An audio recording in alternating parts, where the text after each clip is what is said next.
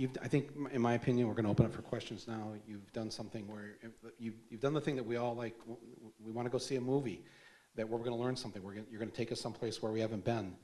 We're going to feel something we haven't felt. And even though in this, you had a harder job in a sense because we sort of know the ending of this film, but then you showed us multiple endings and multiple beginnings and all this stuff in between that none of us knew about. I didn't know. I thought I was fairly well read about this subject, and I just sat there just like, my jaw open, wondering, geez, And I think that it's really, it's good investigative journalism, and it has real heart, and I hope it does well. Thank you very much. It means a lot coming from you, Michael. Thanks. Okay, who's got the first question for Josh Brolin? Yes, right there in the center, yes. So first off, I want to thank this group for making such an amazing film and telling, I think, what you can only describe as just a fantastic fucking story. And I think it is a very important one for us all to see it, for bringing out this many Upper West Siders to see it. My question, I've got two questions. One is, Kevin Tillman, with a couple of very minor exceptions, his testimony to Congress, I guess, there at the end, is not a part of the story, not a part of the film. Obviously, you can't take him away from the story, but he didn't seem to be a part of the film, and I'm kind of curious about that. Why wasn't Pat's brother, Kevin Tillman? Can you repeat the part about when he said we had made a great fucking film, too? Oh, and what else was it? No. Well, Kevin was, we got involved right around at that first congressional hearing. And that was right when Kevin had compromised his firm decision not to be a public figure. And it was a humiliating, pointless exercise for him. And so by the time we really sat down with him, he was just not going to, do that again. But he helped us a lot on background. Russ Bear never would have spoken to us if everybody who we tried to speak with called either Danny or Kevin to find out it was okay, including, by the way, Kensinger. That's the power that this family has, that Philip Kensinger, who is in a somewhat adversarial role with the family, called up Danny to say, are these guys okay? So Kevin helped us a lot, put us in touch with people, but he didn't want to be on camera. And,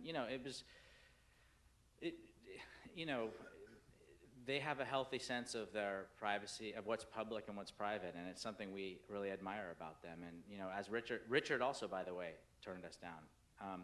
And we finished the film without his participation. And then we showed it to him, and he said, gosh, I'm sorry I turned you guys down. I wish I hadn't done that. And we said, well, can you get on a red eye? And we put him on a plane and then opened the whole film up and put him in there. But when we were interviewing Richard, we asked him about Kevin, and he said something like, Kevin wasn't under a fucking rock. Kevin talked with his friends, he talked with his family. He just doesn't want to become a celebrity based on this tragedy. And he also, they don't, the family, time and time again, refused to let us drift into, like, hagiography. They didn't want, Marie, for instance, wouldn't let us ask her about their life together at all. That was one of the ground rules. She didn't want to see their memories turned into these kind of, like, cheap sound bites, which she had already seen done, in countless, mainstream outlets. So Kevin, same thing. I think it was a way for them to kind of hold on to their memories, to not filter them back through this very public arena, And I think they saw there was some utility in doing it, but there was other dangers, and we collaborated with them to try and navigate through that.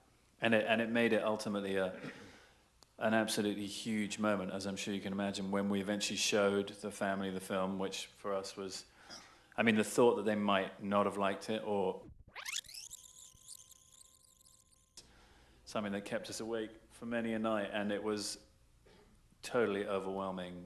For them to say to us that Pat would love this film was like, even talking about it now, it's sort of almost more than I can deal with, because it was just an extraordinary moment, and it was very gratifying because they put their trust in us, Kevin included, and it was a huge moment when they all said they thought we'd done a great job. But you weren't there when Josh and I sat in front of the platoon mates. Russ Bear was behind us seeing it for the first time, and I was so ready for the sharp blow to the back of the head if he didn't like it, or if any of those guys didn't like it. That was another anxiety-provoking screening. But they didn't hit us.